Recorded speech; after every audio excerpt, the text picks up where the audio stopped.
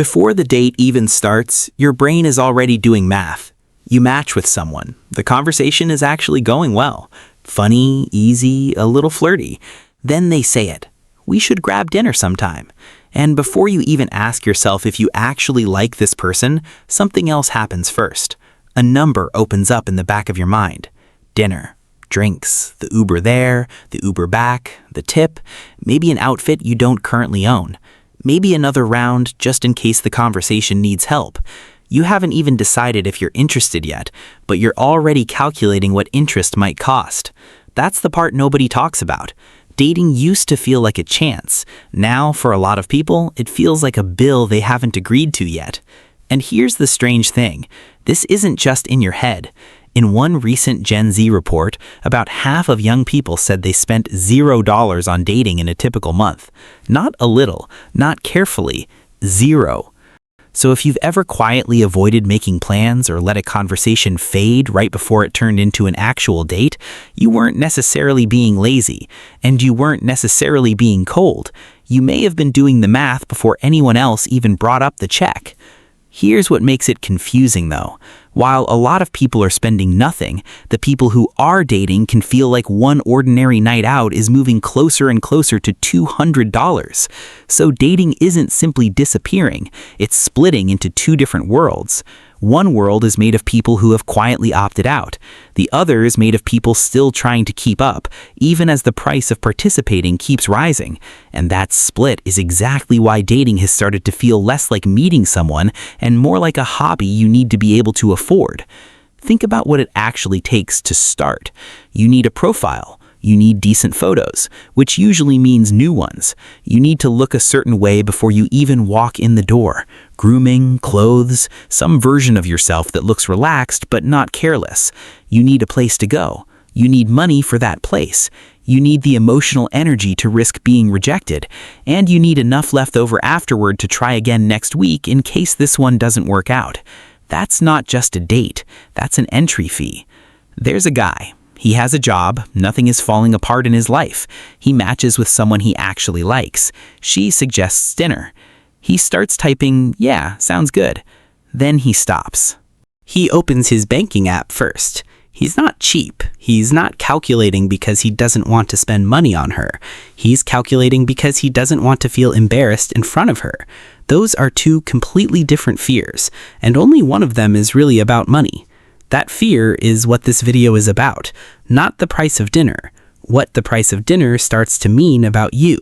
Because somewhere along the way, the first date stopped being just, let's see if we get along. It quietly turned into an audition. Are you stable? Are you generous? Do you have taste? Can you actually plan something, or does everything fall apart at the last minute? Are you cheap, or are you careful? Are you in some hard-to-name way adult enough? Money doesn't replace love for most people. Of course, money, status, and the lifestyle around them can be attractive. But in modern dating, money is often doing something more subtle. It has become one of the fastest, earliest ways people try to measure something else entirely. Whether being close to this person would make life feel more secure or more complicated. So no, money isn't replacing love. It has just become one of the languages people use to ask quietly, what would life feel like with you? And this is where things get messy because nobody agreed on the new rules. There's a woman, she doesn't want anyone buying her affection, and she genuinely doesn't care about being taken somewhere expensive, but she still notices effort. If he suggests just hang out with zero thought behind it, she wonders if he's actually interested. If he picks somewhere too nice, too fast, she wonders what that's supposed to mean. And if they split everything exactly down the middle, fair as that is, something about it can still feel a little cold. She's not being difficult. She's reading signals in a system where the old signals don't quite apply anymore, and nobody handed out the new ones. A BMO survey captured this confusion well. A lot of men still expect to pay for everything early on, while just over half of women expect the cost to be split, which means before the bill even arrives, two people can already be silently disagreeing about what it's supposed to mean. So the bill isn't just a bill anymore. It has become a gender test, a values test, and sometimes, without either person saying it out loud, a quiet test of self-worth. And when something feels that loaded, a lot of people just stop showing up. Not dramatically, not with an explanation, they just slow down. A reply that used to come in minutes now takes a day. We should do this again quietly never turns into a plan. The dating app gets deleted, then reinstalled a few weeks later, like nothing happened. Nobody actually says, "I can't afford to keep doing this." That sentence feels too exposed to say out loud. So instead, people fade. Not always because they stopped wanting connection, but because disappearing feels easier than admitting the truth. You can see this in the way young singles talk about dating now. A lot of them say they're going on fewer dates than before. And when you ask why, money is one of the answers people actually give. That tells you something important. People pulling back from dating are not always giving up on wanting it. A lot of them are protecting themselves from a kind of shame they don't know how to explain. Which brings us to something quieter underneath all of it. In an unstable economy, being financially responsible has started to sound almost romantic. Not because people have become shallow, but because someone who manages money well can feel grounded, predictable, less likely to turn everyday life into another source of pressure. That is why financial responsibility keeps showing up in what people say they want from a partner. For a lot of Gen Z, it isn't just a nice bonus. It is part of what makes someone feel serious, trustworthy, and emotionally grown. And you can see the same fear in how people talk about debt. For many people, someone else's short-term debt is not just a number on a screen. It reads like a warning about habits, stress, future conflict, and the kind of life this relationship might eventually create. One survey of Americans found that 78% said a partner's short-term debt would be a deal breaker. Not annoying, not something to talk through later, a deal breaker. That may sound harsh, but it reveals something real. In a stressful economy, financial responsibility starts to look like emotional reliability. It's not that people stopped wanting chemistry or fun or a spark. It's that underneath the spark, a lot of people are quietly asking a second question. If life got hard, would this person make it harder or easier?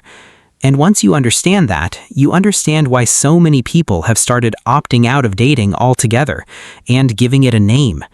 Online, some people have started calling this Solomaxxing. It's not just being single, it's choosing single on purpose and framing it less like a sad in-between and more like a smart decision. No bills you didn't agree to, no outfit you had to buy, no performance of confidence you had to put on just to be considered worth choosing. Underneath the trendy word, though, the feeling is simple. Being alone can start to feel cheaper, lighter, and more controllable than trying to prove you're ready to be chosen. And to be fair, sometimes that is exactly what it is. A genuinely healthy choice made by someone who likes their own life and is not running from anything. But sometimes it is something else. Sometimes Solomaxxing is a beautiful new name for an old habit, giving up before anyone even gets the chance to actually know you. So here's the part worth sitting with, if any of this sounded familiar. An expensive date never proved that someone actually liked you. A cheap one never proved that they didn't. Choosing somewhere low cost is not the same as not trying. Being honest about a tight budget is not unattractive. Most of the time, it is just maturity wearing an uncomfortable outfit. And being upfront about money, even when it feels awkward, usually builds more trust than pretending everything is fine. So be honest with me. Have dating costs become too expensive, or have expectations become too expensive? I'm genuinely curious what you think, so tell me in the comments. Because maybe the real luxury was never the restaurant or the outfit or the perfectly planned first date. Maybe the real luxury is just meeting someone who never makes you feel like you have to perform wealth just to be worthy of love.